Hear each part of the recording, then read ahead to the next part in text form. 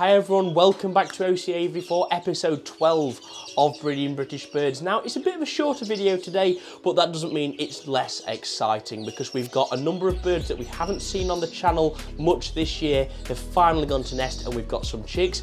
We've got some mystery chicks that have hatched, and I do mean a genuine mystery because even I don't even know what they are. And we've got an update with the goldfinches.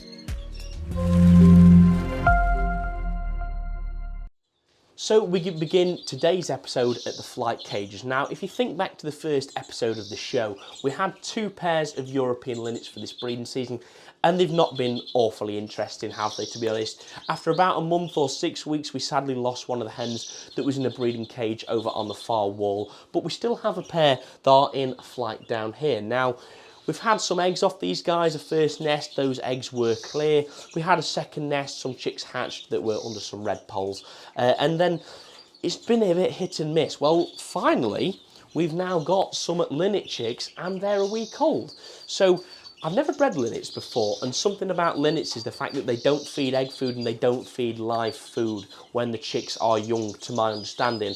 And big thanks to Shane at Direct Bird Products for this advice. I've been collecting some wild grass seeds because they primarily feed the chicks on just seed. So I've been going around with a net, I've been getting some from the local area, and I've got some large sort of bits of grass that are growing in my garden that I've took the top seeds off and I've put them in the bottom of the cage for that. And so far, the parents have been doing a good job rearing those chicks. Now, I don't quite know how many there is in there. I've seen 3 heads come up at once, so there might be 3, there might be 5, I'm not too sure, but I haven't been disturbing them, and I'm hoping within a few days' time they'll be ready to ring. I'd just quickly like to say a big thank you to Sam at Sam1 Bird Products, who has very kindly made me this aluminium mesh safety door. It's absolutely brilliant. It means that I can have the door open for this bird room when it's warm without having to worry about birds getting out if I'm in here sorting them or something like a predator getting in. And I can also lock it if need be as well. And it's just great. It gets even more airflow in here,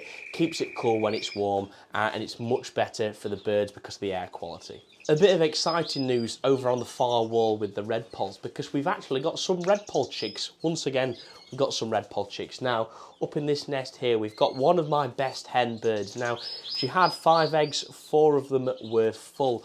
We had one hatch quite early on, and sadly she just didn't feed that chick. We then had 2 hatch on the same day. She's fed both of them, and then 1 hatch 4 days late, which is quite surprising.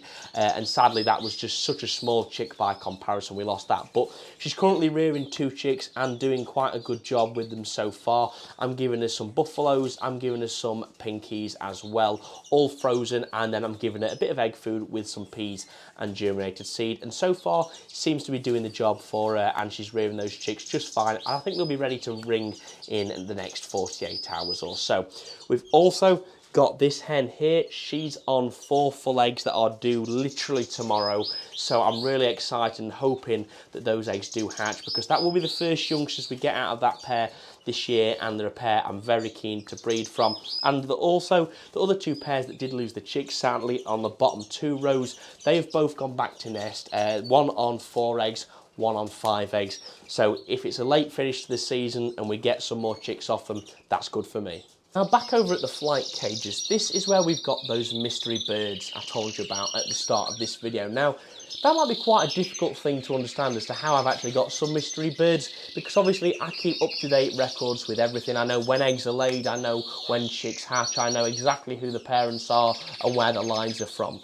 But the reason this is quite an unusual one is because I genuinely don't know what they are, and I won't know for at least another week or 2. So this is a flight cage that you've not seen really this breeding season. This has been a spare flight cage that's got spare birds in there, and in there is 2 greenfinch hens, a Norwich canary cock, a linnet cock, and a greenfinch cock. So there's 5 birds in there, 3 possible fathers to 2 chicks that hatched about 4 days ago in this nest pan here at the front.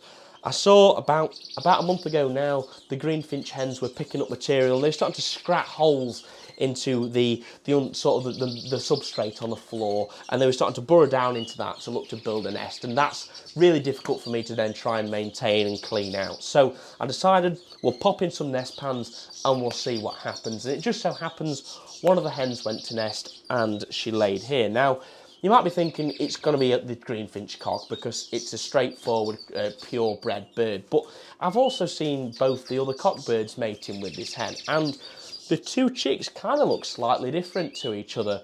You know, one of them's actually got a bit of a variegated beak. They've got much lighter fluff than usually a greenfinch will have. That's usually got a sort of a grey or silver tinge to it. And they also have slightly different skin tones. One of them's very pale, one of them's very pink. And it's looking like one of them might even be variegated as well. So I don't know what they are. It could be anything, but we'll find out in about 2 weeks' time when they've filled out a bit and we start to get a bit more of an idea of what they're going to look like as adult birds. So we end today's video over at the flights because this is where we're housing the native goldfinches. Now, if you remember in last week's episode, we finally got some success out of the goldfinches. We'd had them in the bird room in a breeding cage for a number of months and they'd shown no interest until we moved them into that end flight, which is where within 2 weeks they clicked, the hen had built a nest and she'd laid 5 eggs. Now, one of those eggs, the last egg that was laid, was abnormally large. It was much bigger than a goldfinch egg. It was probably 1.5 to 2 times larger, probably around the similar size of a canary egg by comparison.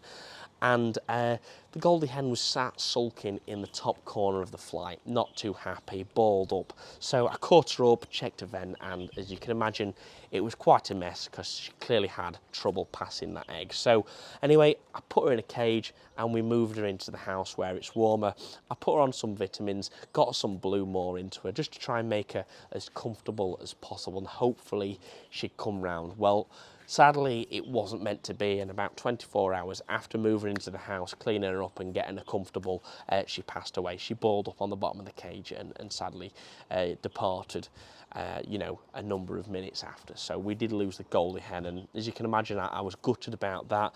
That was our chance of breeding Goldies this year. Now, the good thing is those 5 eggs have gone under a canary. It's actually a red factor pair in the bird room, and I'm really hoping they're full. I don't know if they will be, but we'll have to see, won't we? I've just got to keep my fingers crossed that they will be. But, you know, that's keeping livestock. You know, these things happen, and we just kind of have to roll with the punches and, you know, get up and just try and do one better next time, try and learn from his mistakes, even if it's something like that that's completely unmanageable. So anyway, if you have enjoyed today's episode, please make sure to subscribe down below. That would be very much appreciated. Make sure to smash a like on it as well if you've enjoyed it, and make sure to follow us on Instagram and Facebook for daily updates on all of our birds. So thank you very much for watching, and I'll see you in the next one. Take care.